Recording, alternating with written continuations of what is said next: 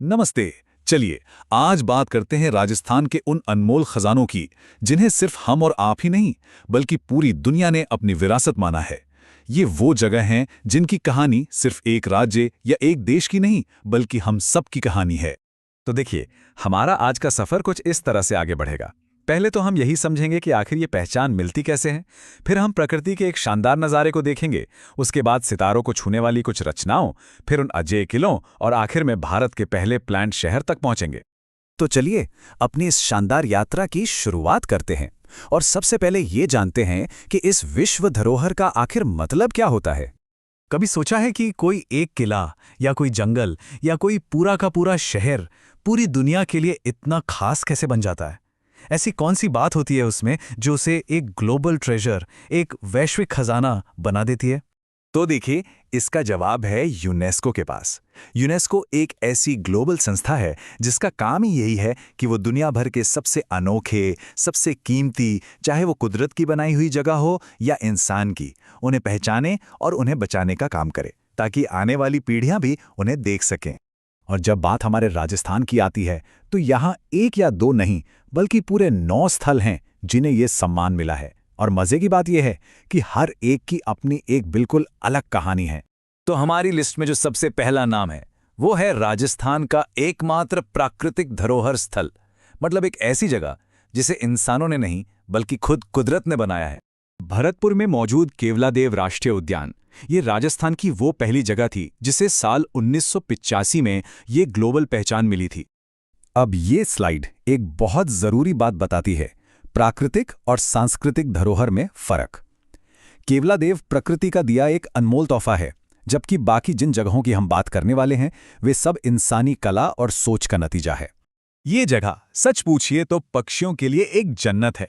सर्दियों के मौसम में यहाँ साइबेरिया जैसे दूर दराज के ठंडे इलाकों से हजारों किलोमीटर का लंबा सफर तय करके साइबेरियन क्रेन जैसे मेहमान पक्षी आते हैं। ये दुनिया भर के पक्षियों के लिए एक महफूज घर की तरह है, या कह सकते हैं एक लाइब्रेरी की तरह, जहां अलग अलग जगहों से पक्षी आकर मिलते हैं। चलिए अब प्रकृति से निकलकर विज्ञान की दुनिया में चलते हैं। जयपुर का जंतर मंतर देखते हैं, जो हमारे पुरखों की खगोलीय समझ का एक जीता जागता सबूत है।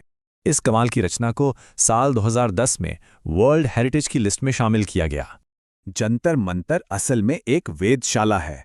अब वेधशाला क्या होती है? मतलब एक ऐसी खुली हुई लैब जहां पत्थर और मेटल से बने बड़े बड़े इंस्ट्रूमेंट्स लगे हैं, जो सूरज, चांद और तारों की चाल और उनकी पोजीशन को एकदम सटीक तरीके से मापते हैं।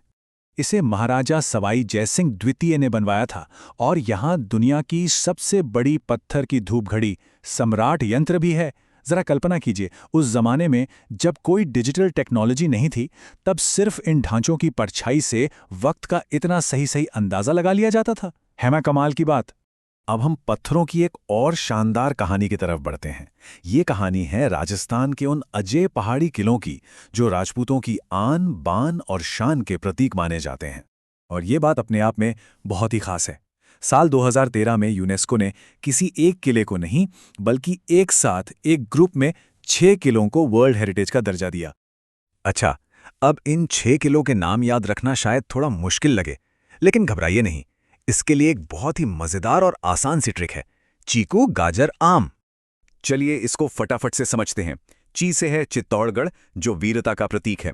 कू से कुंभलगढ़, जिसकी दीवार चीन के बाद दुनिया में सबसे लंबी है। गा से गागरोन, जो एक अनोखा पानी का किला है। जय से जैसलमेर, यानी हमारा सोनार किला। र से रणथंभौर, जहां इतिहास और जंगल एक साथ मिलते हैं। और आम से आमेर, जो अपनी शानदार आर्किटेक्चर के लिए मशहूर है।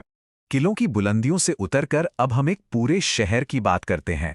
हमारे इस लिस्ट में जो सबसे नया नाम जुड़ा है वो है जयपुर का ऐतिहासिक परकोटा शहर।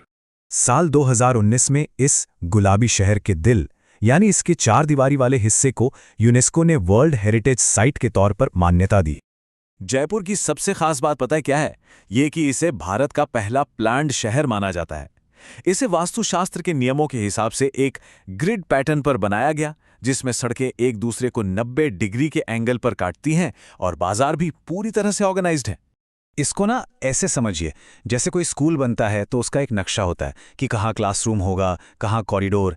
ठीक वैसे ही पूरा का पूरा जयपुर शहर एक तय नक्शे के हिसाब से बसाया गया था, और ये उस जमाने के हिसाब से एक बहुत ही मॉडर्न और क्रांतिकारी सोच थी। तो आज हमने राजस्थान की 4 बिल्कुल अलग अलग तरह की विश्व धरोहरों को देखा। एक कुदरती अजूबा, एक खगोलीय चमत्कार, किलों का एक शानदार समूह और शहर बसाने की कला का एक बेहतरीन नमूना। ये सारी बातें हमें एक सवाल पर लाकर छोड़ती हैं। विरासत सिर्फ बड़े बड़े किलों और महलों में ही नहीं होती। जरा सोचिए, हमारे अपने आसपास ऐसी कौन सी कहानी है, कोई पुरानी इमारत है या कोई परंपरा है जो एक अनमोल धरोहर है और जिसे हमें सहेजने की जरूरत है।